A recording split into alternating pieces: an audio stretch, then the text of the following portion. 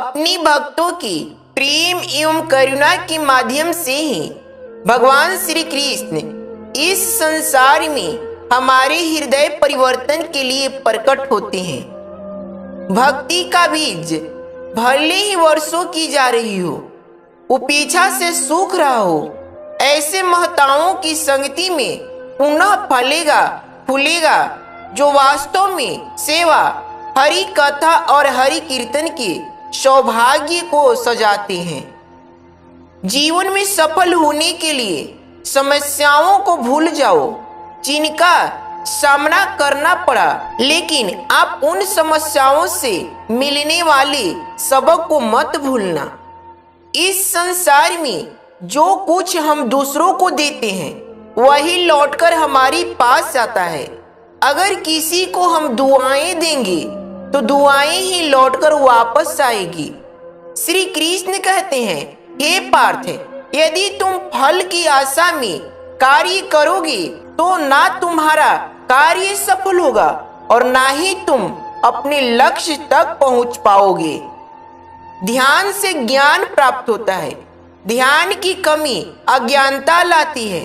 अच्छी तरह जानो क्या तुम्हें आगे ले जाता है और क्या तुम्हें रोके रहता है, और उस मार्ग को चुनो जो बुद्धिमत्ता की ओर ले जाता है।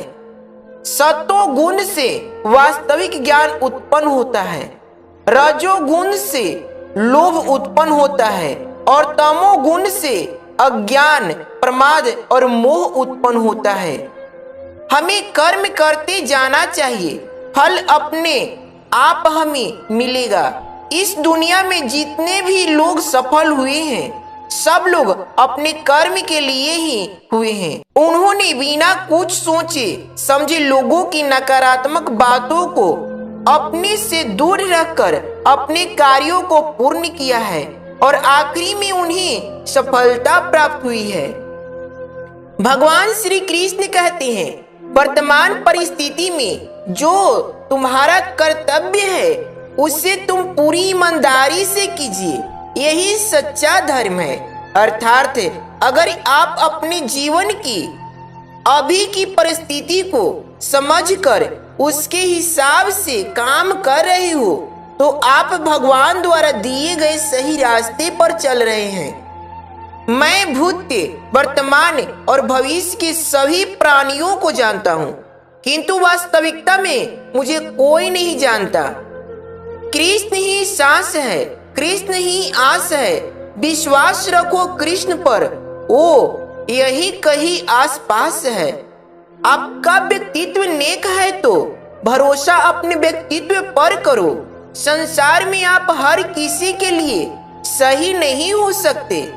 परिस्थिति बदलना जब मुमकिन ना हो तो मन की स्थिति बदल लीजिए, सब कुछ अपने आप ही बदल जाएगा। जीवन में जब भी हम खराब दौर से गुजरते हैं तब मन में हमारे यह विचार जरूर आता है कि परमात्मा मेरी परेशानी देखता क्यों नहीं है, मेरे दुख कम क्यों नहीं करता। पर याद रखना, जब परीक्षा चल रही होती है तब शिक्षक मौन रहते हैं। किसी को बहस से जीतने के बजाय मौन से पराजित करना चाहिए, क्योंकि जो आपके पास सदा बहस करने के लिए तत्पर रहता है वो आपके मौन को कभी सहन नहीं कर सकेगा। साथ रहकर जो छल करे उससे बड़ा कोई शत्रु नहीं हो सकता, और जो हमारे मुंह पर बुराइयां बता दे उससे बड़ा कोई मित्र नहीं हो सकता। याद रहे, साफ साफ बोलने वाला कड़वा जरूर होता है मगर विश्वासघाती कभी नहीं। जब परिवार के सदस्य अप्रिय लगे और प्राय अपने लगे तो समझ लीजिए विनाश का समय आरंभ हो गया है। कभी भी किसी जरूरतमंद को अपनी चौखट पर जलील मत कीजिए, क्योंकि ऊपर वाला कटोरा बदलने में देर नहीं करता। भगवान कहते हैं, उदास मत हो, मैं तेरे साथ हूँ, सामने नहीं तेरे आस पास हूँ। पलकों को बंद कर और दिल से याद कर, मैं कोई और नहीं बल्कि तेरा विश्वास हूँ। श्री कृष्ण कहते हैं, हद से ज्यादा सीधा साधा होना भी ठीक नहीं है, क्योंकि जंगल में सबसे पहले सीधे साधे पेड़ों को ही काटा जाता है और टेढ़े पेड़ों को छोड़ दिया जाता है। समय और स्थिति कभी भी बदल सकती है, अतः कभी किसी का अपमान न करे और ना ही किसी को तुच्छ समझे। आप शक्तिशाली हो सकते हैं, पर समय आपसे अधिक शक्तिशाली है। कृष्ण जी कहते हैं, खुद को अगर जिंदा समझते हो तो गलत का विरोध करना सीखो, क्योंकि लहरों के साथ लाशें बहा करती है, तैराक नहीं। श्री कृष्ण जी कहते हैं, आपकी रूह भले ही संसार में रहे, पर आपका रुझान हमेशा परमात्मा में ही रहना चाहिए। गीता में लिखा है, तुम इस संसार में किसे खोने से डर रहे हो, जबकि इस संसार में तुम्हारा कुछ है ही नहीं। जैसे जैसे आयु बढ़ती है, तुम्हें यह एहसास होने लगता है कि तुमने व्यर्थ ही उन लोगों को महत्व दिया जिनका तुम्हारे जीवन में कोई योगदान था ही नहीं। सुंदरता आपकी दृष्टिकोण में होती है। किसी को कीचड़ में खिला कमल भी लुभाता है और किसी को चांद में भी दाग नजर आता है। ख्वाबों की कैद से हमें थोड़ी देर के लिए रिहा कर दो। अब तो हमारी सखियां भी पूछने लगी है कि आजकल रहते कहाँ हो। किरण चाहे सूरज की हो या फिर आशा की, जीवन के सभी अंधकार को मिटा देती है। भाग्यशाली वो नहीं होते जिन्हें सब कुछ अच्छा मिलता है, बल्कि वो होते हैं जिन्हें जो मिलता है उससे वो अच्छा बना लेते हैं। अंत का भी अंत होता है, कुछ भी कहाँ अनंत होता है। पतझड़ भी एक घटना है, 12 महीने कहाँ बसंत होता है। निभाने वाला आपकी हर गलती माफ कर देता है और छोड़ने वाला बिना गलती के भी छोड़ जाता है। बिना कुंडली मिलाए या जीवन चलने वाला एक अद्भुत संबंध है, केवल प्रेम है। अकेले चलना भी सीख लो। जरूरी नहीं जो आज आपके साथ है वो कल भी रहेंगे। जो आपकी खुशी में अपना दर्द भूल जाए, उस इंसान से ज्यादा आपको कोई प्रेम नहीं कर सकता। अगर आप सही हैं तो कुछ साबित करने की कोशिश मत करो, बस सही बने रहो, गवाही वक्त खुद देगा। श्री कृष्ण कहते हैं, अगर कोई तुम्हें दुखी करे तो बुरा मत मानना, क्योंकि लोग उसी पेड़ पर पत्थर मारते हैं जिस पेड़ पर ज्यादा मीठे फल होते हैं। अहंकार और अकड़ दोनों ही जीवन के सबसे बड़े दुश्मन हैं। ये न आपको किसी को होने देते हैं और न कोई आपका होता है। श्री कृष्ण कहते हैं, शांत रहें, क्योंकि कुछ भी हमेशा के लिए नहीं रहता। वक्त बदलता जरूर है।